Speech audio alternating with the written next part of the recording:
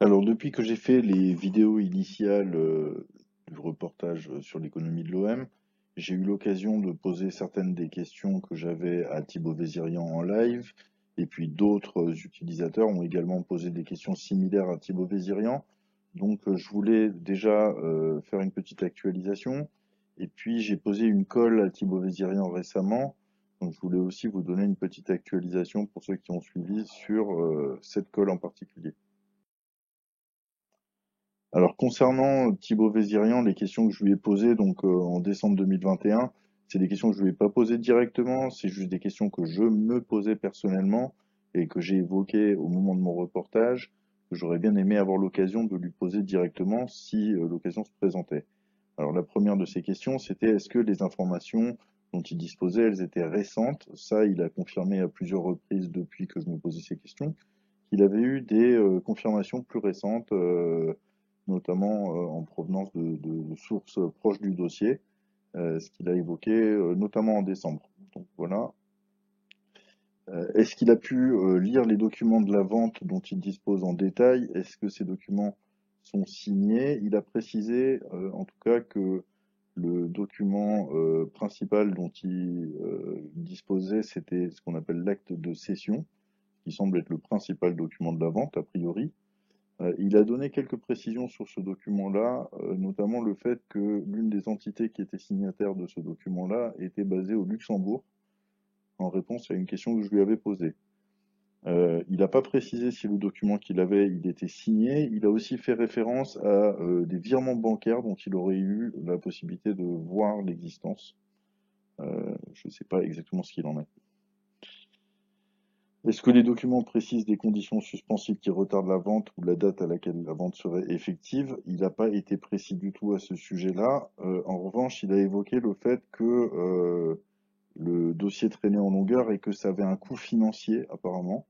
Donc qu'il y avait un endettement dont on payait des intérêts ou quelque chose du style, et qui donc pesait lourd sur les finances et que donc à un moment donné, il faudrait que ça s'arrête. Je ne sais pas exactement ce qu'il en est.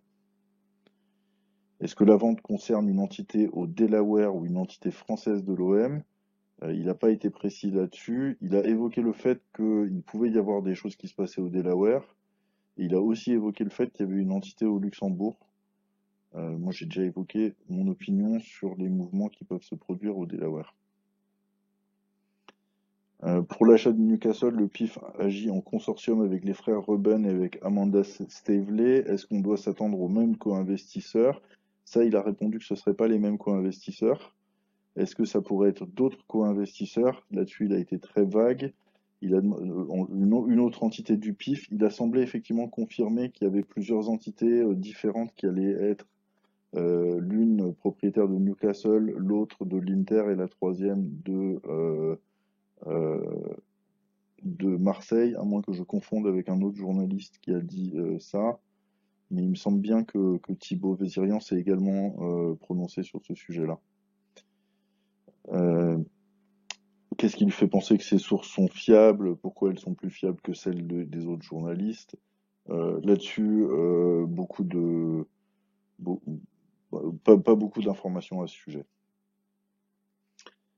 Si la vente est effective, est-ce qu'on peut en déduire que le processus d'évaluation qu'on appelle due diligence s'est conclu de manière satisfaisante?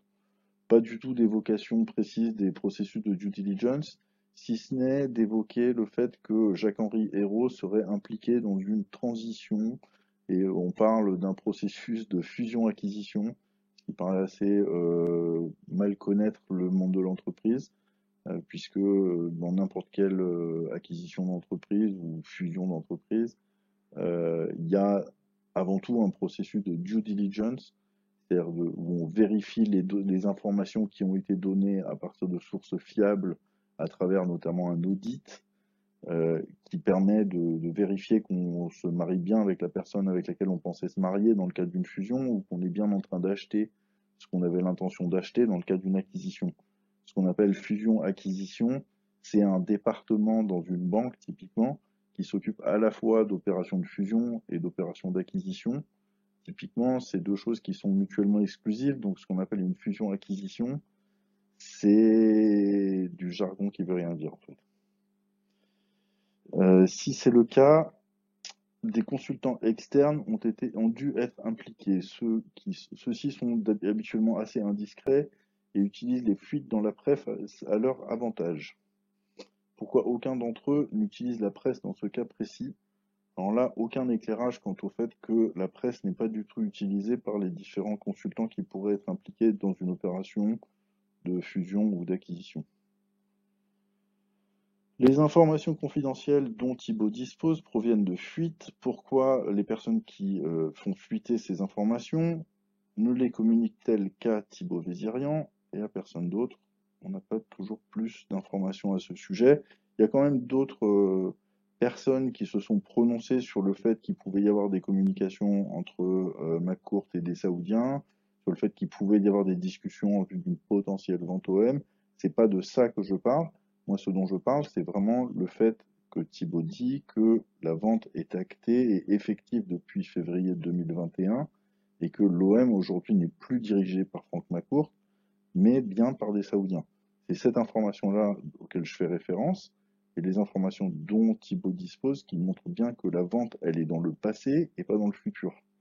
Toutes les personnes qui parlent ou qui ont parlé à un moment donné d'une potentielle vente de l'OM et ou d'une potentielle vente de l'OM aux Saoudiens, c'était toujours potentiel. La différence avec Thibault, c'est toujours que lui, il parle d'informations qui concernent une vente qui est effective et qui s'est produite dans le passé. Donc, ces informations confidentielles, pourquoi est-ce qu'il n'y a que lui qui y a accès? Alors, concernant les relations commerciales avec DP World, qui est donc une entité émirati qui s'occupe de gestion portuaire notamment, et CMA CGM, qui est une grande compagnie d'armature de bateaux, euh, notamment principalement française, d'ailleurs marseillaise. Euh, donc ces relations commerciales qui ont été évoquées, ainsi qu'avec Saudi Aramco, qu'en est-il? Thibault a de nouveau parlé du fait qu'il pouvait effectivement y avoir des implications de Saudi Aramco et en revanche sur DP World et CMA CGM, j'ai l'impression que lui il prend plus des distances par rapport à ces informations-là, même s'il n'est pas catégorique, il semble plutôt dire que lui il n'a pas d'informations concernant ces opérations-là. Euh, Quand penses-tu que les conditions de confidentialité expireront concernant les documents en sa possession depuis 2019 ou depuis 2020 ou depuis 2021? Alors là, ma première question était un peu mal formulée, dans la mesure où, si je comprends bien, Thibault a commencé son enquête en avril 2020, et donc c'est seulement à partir d'avril 2020 que cette question-là est pertinente. Avant ça, ça l'est pas, mais malgré tout, ça me paraît être de plus en plus intéressant de le savoir, puisque pour des documents commerciaux d'entreprise, une confidentialité de plus de 2, 3 ou 5 ans, ça paraît excessif. Il n'y a pas vraiment de raison d'avoir ce genre de confidentialité sur la très longue durée pour des opérations d'entreprise. Si la vente n'est pas officialisée avant le 30 juin 2022, est-ce qu'il reconnaîtra avoir été trompé? Là-dessus, il a quand même dit il s'est quand même prononcé maintenant sur un espèce de délai maximum où il considérait que effectivement la vente devrait être officialisée cet été, sinon ça reviendrait à coûter trop cher, ça deviendrait excessif pour les acheteurs. Donc, ça nous donne quand même une date limite à partir de laquelle on commencera à vraiment se poser des questions sur la véracité de ces informations.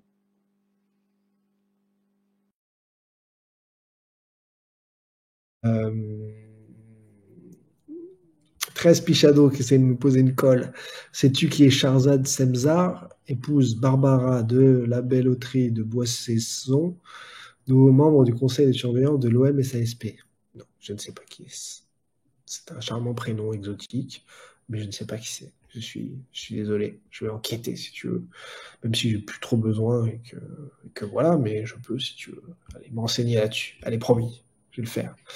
Euh, Donc, Thibaut, merci d'avoir promis de répondre à ma question, pour t'aider un petit peu quand même, parce que je suis un mec sympa. Je t'ai retrouvé l'annonce légale qui fait référence à la nomination de Madame Sensar Barbara de la Loterie de Boisssaison, etc., etc., en tant que membre du conseil de surveillance, donc Sharzad Semsar, pour les intimes. Je crois que ça doit être son nom de jeune fille. J'ai aussi trouvé sur LinkedIn le profil de Madame Semsar de Boissaison, qui n'était pas très difficile à trouver. Oh, puis moi, comme je suis allé chercher un petit peu plus bas dans son profil, j'ai quand même remarqué que elle avait été nommée en novembre 2021 comme directeur exécutif du McCourt Institute, qui est donc l'institution qui s'occupe notamment des œuvres de bienfaisance de McCourt dans le domaine d'Internet. Et puis en tant que membre du conseil de surveillance de l'Olympique de Marseille. Donc voilà, ça c'est les informations que moi j'ai sur Madame Semsar. J'ai vu que par ailleurs elle avait un parcours dans le domaine du conseil politique et aux organisations non gouvernementales sur des sujets de transparence sur Internet et des choses comme ça. Je suis pas allé creuser très profond pour savoir exactement quel était le rôle de Madame Semsar, qui semble être une personne plutôt académique, plutôt du monde académique ou aux fonctionnaires, ce genre de profil-là. Euh, Moi, quand même, ce qui m'interroge dans l'histoire, c'est pourquoi les Saoudiens, qui sont soi-disant au club depuis février 2021, s'amuseraient en novembre et en décembre 2021 à nommer donc Madame Semsar comme membre du conseil de surveillance en remplacement de Olivier de Villemorin. Il me semblerait plutôt que s'il devait nommer un membre du conseil de surveillance à ce stade-là, il prendrait une de leurs personnes de confiance à eux.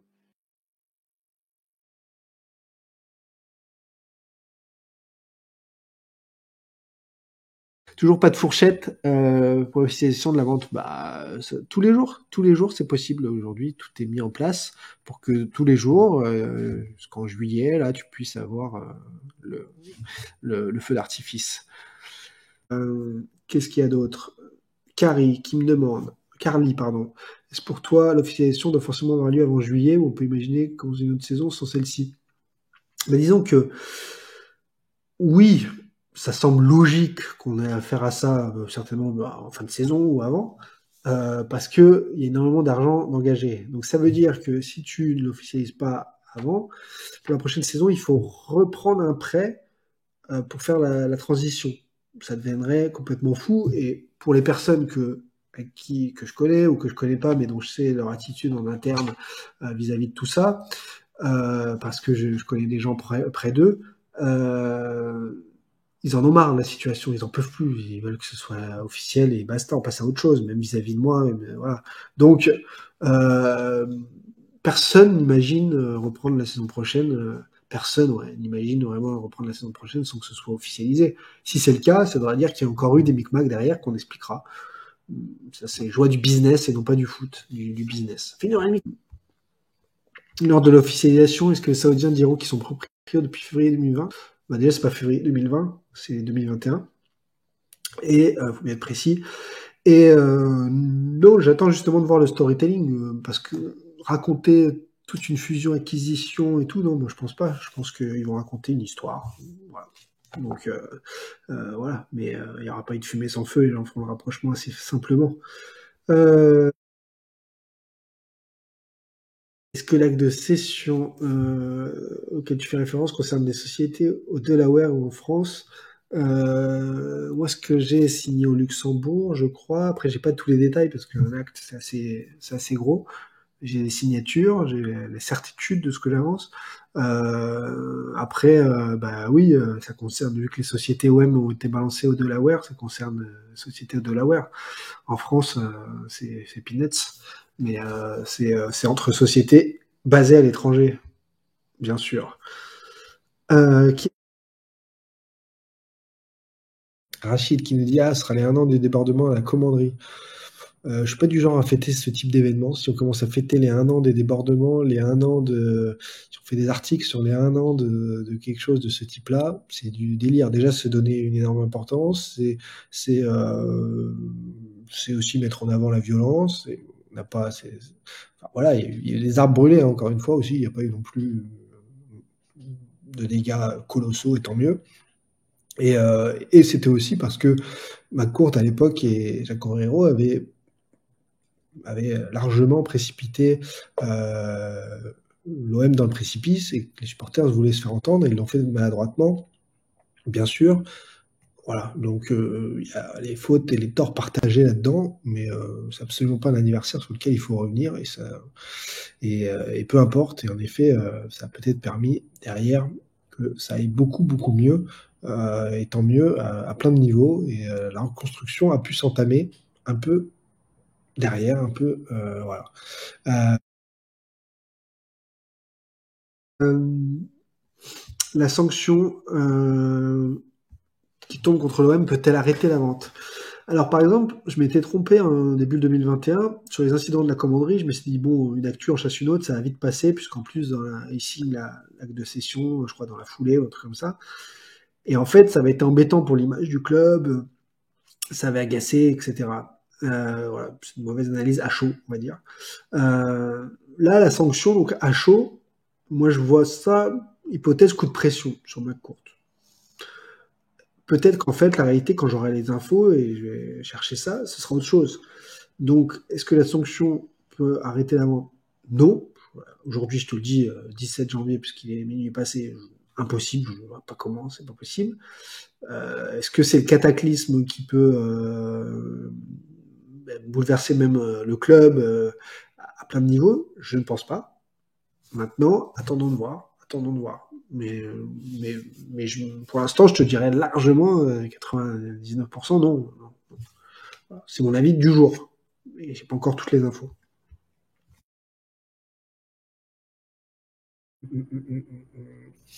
Lift type qui me dit s'ils sont pas inquiets de l'interdiction des transferts, pourquoi déjà des transferts de l'année prochaine comme Samuel Gigot ou le jeune Turc plutôt que se focus sur ce mercato. Alors Lift, je te réponds déjà parce que quand en mars dernier ils ont été chercher un jeune de 16 ans, Ghebreyesus, ils préparaient déjà l'avenir et que Marseille n'arrête pas de préparer l'avenir avec de gros d'investissements dans la formation.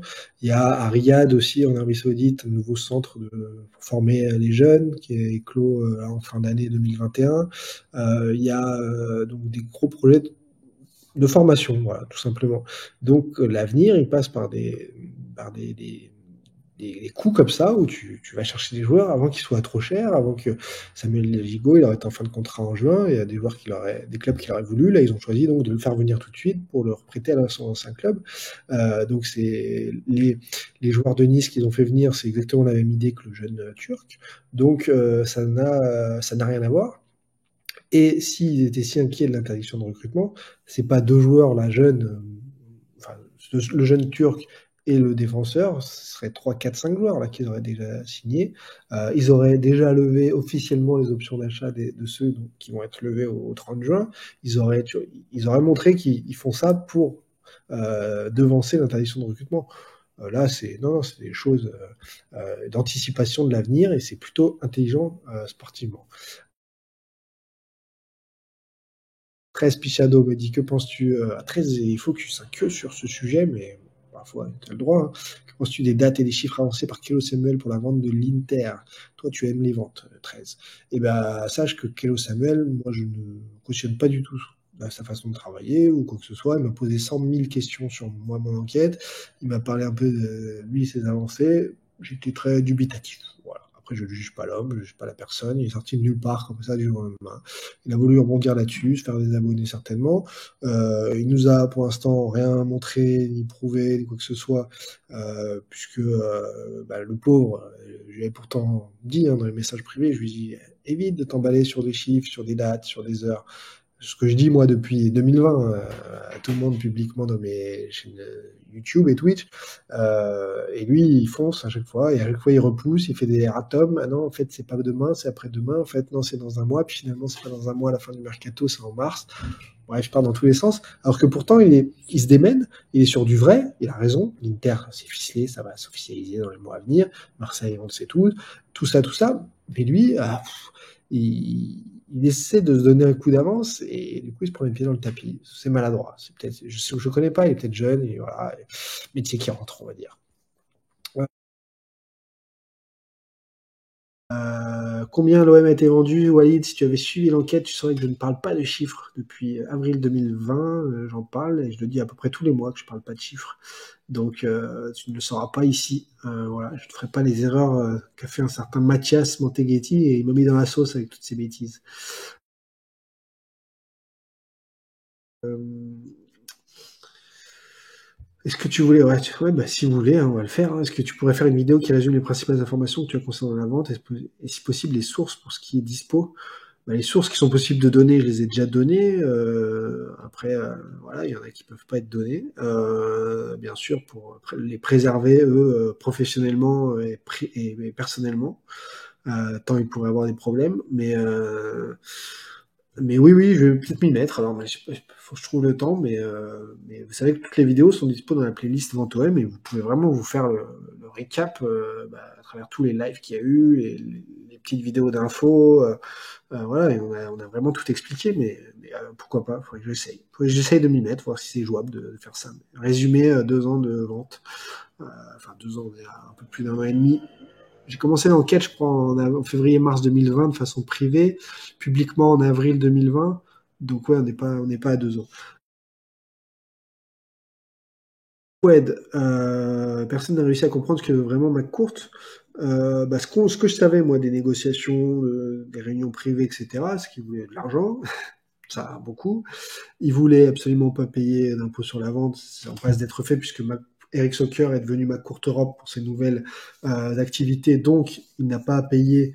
En fait, s'il vendait, tu payes sur les plus-values, tu payes des impôts sur les plus-values, des taxes.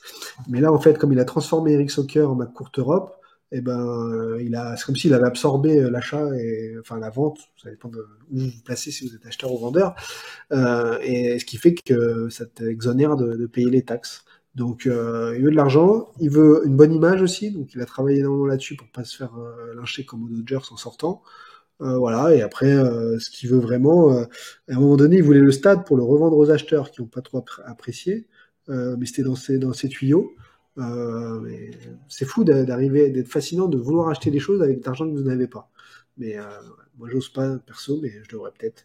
Que penses-tu de la théorie du all-in de McCourt, d'où les revalorisations salariales au 1er juillet? Alors, ces contrats-là, avec on vous paye pas en janvier, on vous payera qu'en juillet, ça n'existe pas. Voilà, ça c'est du pipeau. En revanche, pendant 6 mois, vous gagnez 20 000 euros, au 1er juillet, vous gagnerez 400 000, c'est fort possible. Ça veut dire qu'il est au courant de l'officialisation et que après, tout est tranquille pour pouvoir payer les joueurs à ce moment-là. Sachant que Bakambu, hein, je vous ai dit, j'ai pu discuter avec lui en octobre et il a eu mon écho quoi, sur la situation. Que penses-tu de donc le all-in de McCourt donc les revalorisations concernant qui feront suite à l'officialisation, c'est possible aujourd'hui. All-in de McCourt, arrêtez avec ça. Il n'y a plus de McCourt. Il a signé l'acte de cession. Il est entré dans ses nouvelles activités de McCourt Europe avec le projet Liberty. Il prend l'argent de la vente pour ça. Il s'est lancé dans de nouvelles choses. C'est terminé. Fini là. Peut-être qu'il finira publiquement, en tout cas, jusqu'au bout de la saison. Peu importe. Aujourd'hui, ce sont plus ses décisions. Et d'ailleurs, pendant 4 ans, il y a eu des décisions catastrophiques. Depuis 1 an, désormais, enfin pas tout à fait 1 an, depuis mars dernier, il y a des super bonnes décisions. Et vous pensez que ces mêmes hommes qui ont fait 4 ans de mauvaises décisions se mettent à prendre les bonnes décisions? Non. McCourt aurait-il pu faire un nouveau prêt pour ces nouvelles recrues? Oui, je pense que une fois que vous avez perdu 400 millions, une fois que vous avez perdu de l'argent avec le Covid, et une fois que vous avez en plus mis plein d'argent dans votre nouveau projet Internet Infinity ou Liberty, je sais plus, le projet de Frank McCourt ou McCourt Europe, vous pouvez toujours essayer de faire un nouveau prêt pour aller perdre dans le football. Ça n'a ni queue ni tête, mais oui, vous pouvez imaginer. Oui. Toujours des gens pour prêter. Hein. 13 Pichado. Question auquel j'ai déjà répondu, mon ami. Oh, t'arrives tard. J'ai répondu dans les lives depuis 2 semaines, 3 semaines. Là. Dès début janvier, on répondait à ça. Comment expliques-tu que les sociétés de Delaware renommées Eric Soccer, mais courte Europe, je vais pas me répéter de tout ce que j'ai déjà dit. Regarde les anciennes vidéos. Mais en tout cas, pour te répondre, non, c'est pas un hommage des Saoudiens à McCourt, c'est rien à foutre de lui rendre hommage. C'est juste fiscal, c'est juste au niveau des impôts, c'est c'est un jeu de chaises musicales, de nom, éviter les taxes. Voilà, ma courte Europe va servir aux nouvelles activités, notamment pour le développement de son projet Liberty. Et ça lui évite de faire une vente avec beaucoup d'impôts et ensuite de recréer une société avec de nouveaux investissements. Là, au moins, tout est fluide et il y a moins de taxes. Euh,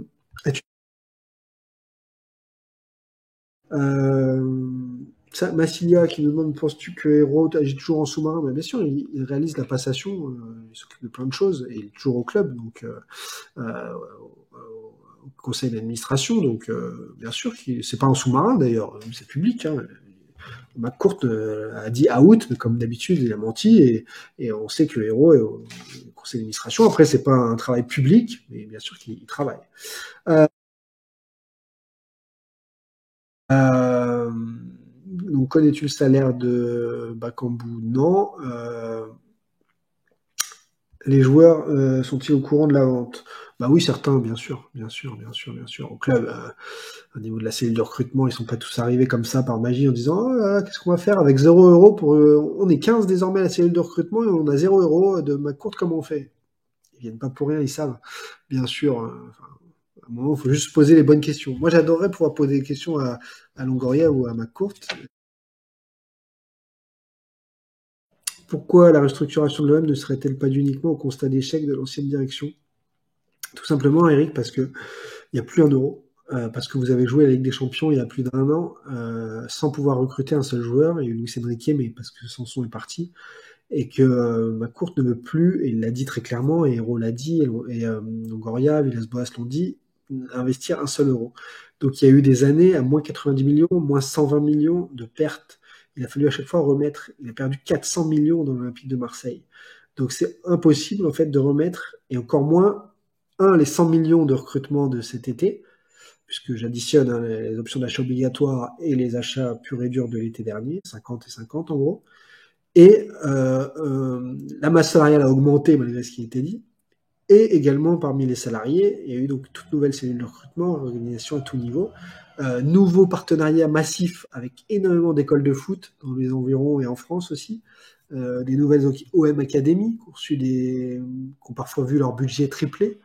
Non, non, ça n'a rien à voir et c'est pas possible. En fait, tu peux pas te planter pendant 4 ans avec une direction et elle claque des doigts et tout d'un coup elle prend les bonnes décisions. Ça n'existe pas. Ça n'existe pas. Tu penses que le PIF va faire comme le groupe Red Bull, dans le sens il y a un club élite et les autres pour l'alimenter, et si oui, qui serait le club? Alors déjà, Red Bull, oui, il y a Leipzig, il y a Salzbourg, mais les deux se sont retrouvés en Ligue des Champions, donc il n'y a pas vraiment non plus de... Il y a plutôt une hiérarchie due au championnat. Le championnat autrichien est forcément moins fort que l'allemand. Mais non, non, le PIF veut faire de belles choses partout où il passe. Ce sont des hommes d'affaires. Ils sont pas là pour surpayer les joueurs. Ils sont pas là pour briller coûte que coûte, faire du bling bling, c'est ça que je veux dire. Donc non, non, c'est pas cette stratégie-là, Mino 63 000. J'embrasse mes amis clermontois. Si Newcastle n'était pas vendu officiellement, personne ne penserait que c'était les Saoudiens. Leur début de mercato n'est pas spectaculaire non plus. Bah oui, et puis en plus ils ont plein de problèmes en première ligue pour attirer tous leurs sponsors. Très bizarre. Le port de Fos-sur-Mer, Fos-Marseille, a-t-il été racheté par les fonds émiratis proches de l'Arabie Saoudite? Bah ça, on le saura quand ce sera rendu public. Mais le port fait bien sûr partie du... Aujourd'hui, quand vous rachetez un club de foot, il vous faut absolument le stade. Et si vous pouvez avoir d'autres choses à côté pour faire du business, travailler avec le port, avec l'aéroport, des choses comme ça, c'est un plus. Donc oui, d'ailleurs, comment il s'appelle le fonds, enfin, pas le fonds, mais l'entreprise émirati. J'ai oublié le nom là. C'est moi qui l'ai révélé en janvier 2021 qu'ils allaient aider d'une façon ou d'une autre financièrement l'OM, le nouvel OM. Euh, bref, je suis fatigué là. Et ben oui, oui, ils veulent travailler au niveau du port, mais ils y sont déjà au niveau du port en plus. Mais après, racheter, je pense pas que ce soit le mot en fait. Euh, voilà, je pense qu'il y a beaucoup de gens qui travaillent dans un port et beaucoup de sociétés, mais est-ce que le gestionnaire va changer totalement de nom et passer Emirati? En tout cas, c'est pas officiel ça. Tac tac tac. Thibaut. Dans le capital de vente de l'OM, y aurait-il une part d'investisseurs français comme pour Newcastle et dans la gouvernance aussi? Ça, c'est une possibilité, Patrice, c'est une bonne question. Parce que dès le départ, j'ai souvent parlé d'image et de l'importance de ne pas froisser l'opinion publique française, donc de créer peut-être un nom, d'avoir le nom de société française dedans, etc. C'est une possibilité. Maintenant, les décisions seront saoudiennes. Bien troller. Voyons, bien sûr que c'est vendu depuis 1 an, lol. Mais ce que j'aime moi beaucoup, c'est les gens qui viennent troller, et qui n'ont ni enquêté, qui ne sont pas renseignés. Quand je leur apprends des infos sur mon enquête, ils me disent ah bon, alors que ça fait 6 mois que je l'ai donné l'info. Et donc en fait, c'est vrai que c'est un dossier compliqué. Parce que vous regardez un match de foot, ça dure 90 minutes, tout le monde peut avoir son avis. Là, c'est une enquête avec une session d'entreprise qui a pris du temps, avec une fusion-acquisition, il faut déjà comprendre ce que c'est, et surtout qui s'est mis en place très progressivement cette vente. Et donc, si vous ne la suivez pas depuis longtemps, si vous suivez ça de façon éloignée, vous ne pipez pas un mot. Et vous en êtes dans cette situation-là où vous avez l'impression de vous moquer comme ça, en plus derrière votre écran, ça fait pousser les couilles. Et pourquoi, malgré ta mise en demeure, tu persistes et signes pour la vente? N'est-ce pas très dangereux? Là, ça, j'ai déjà répondu 100 fois aussi. C'est pour ça que je vous dis évitez les questions où il y a déjà toutes les réponses dans d'autres vidéos. C'est parce que certains ont essayé de me faire passer pour un mytho, un menteur, cher ami. Et que du coup, si je me taisais en disant bon, j'attends tranquille, ok, j'accepte jusqu'au bout, ce que je voulais faire, ben en fait, ça voulait dire que je laissais dire les gens qui racontaient, qui me diffamaient, qui racontaient n'importe quoi et qui manquaient de respect à mon travail, à plein de choses. Et surtout, les gens qui ont voulu que je me taise, c'est louable et ils ont raison pour leur business, mais au lieu de le faire clean, de m'appeler et de me dire mollo, basta, jusqu'à nouvel ordre, comme ça se fait beaucoup, ils ont essayé de porter atteinte à mon avenir professionnel en passant des coups de fil, en me cherchant des casseroles et des choses comme ça. Et ça, c'est pas possible, ça se fait pas. Donc c'est pour ça que je me suis dit, ben, aujourd'hui, on est en 2022, il y a tous les réseaux possibles imaginables, il y a mes chaînes, on peut parler.